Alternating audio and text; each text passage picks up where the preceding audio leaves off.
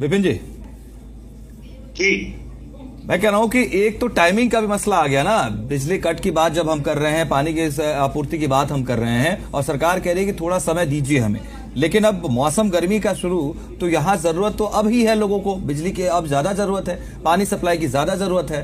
तो टाइम लेना सरकार का जो तर्क है कि टाइम दीजिए, ये बहुत जस्टिफाई लग रहा है आपको? नहीं, बिल्कुल ठीक है। देखिए, एक आम आदमी को उससे कोई वास्ता नहीं है कि शेड्यूल्ड पावर कट्स हैं कि अनशेड्यूल्ड पावर कट्स हैं। वो इतनी कॉम्प्लिकेशन में या दुविधा में नहीं पड़ेगा, उसको तो बिजली चाहिए और ये मूलभूत सुविधाएं हैं यहाँ पर।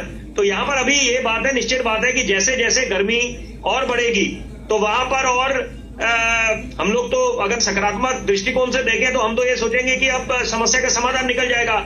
लेकिन यहाँ पर अभी पिछले कुछ वर्षों में जो देखने को मिला है कि जब जैसे जैसे गर्मी और बढ़ी तो वहां पर और किल्लत होने लगी बिजली को लेकर। साथ साथ कि जब बारिशों का मौसम आया तो वहां जल भराव हो गया, और उसके पहले जब बारिश नहीं थी तो उस समय पानी की किल्लत हुई। तो मुझे लगता है कि यहाँ पर पेच इसलिए फंसा हुआ है या समस्या का समाधान इसलिए निकलता कि कुछ मुद्दे, क्योंकि ये बड़े अहम मुद्दे हैं यहाँ पर, तो यहाँ पर मुझे लगता है कि कुछ तालमेल बिठाना पड़ेगा और यहाँ पर इसका समस्या का समाधान तभी निकलेगा।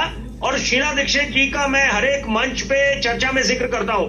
वो जानी जाती थी कि वहां पर की समस्या का समाधान कैसे निकाला जाए, और वो बोलती सर थी लेकिन टैंकर माफिया का टैंकर माफिया का मसला आज भी आप 98 से लेकर 25 है वो खत्म।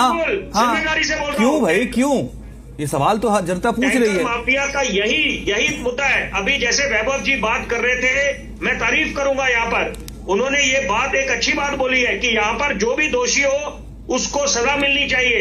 ये बात नहीं देखना, यहाँ पर राजनीति से ऊपर उठ के देखना है कि यहाँ पर एक आम आदमी को अगर किसी तरह का नुकसान हुआ है, और ये तो स्वास्थ्य का मुद्दा तो अपने आप बड़ा अहम मुद्दा है, और साथ साथ अब पानी को लेकर कि पानी को लेकर अगर किल्लत मचती है तो मुझे लगता है यहाँ पर युद्ध स्तर पर उतरना पड़ेगा और action speak louder than words कि यहाँ पर टैंकर माफिया, वाटर लीकेज, इन सब चीजों, ये तो देखिए आपके पास सारी रिपोर्टें पड़ी हुई है।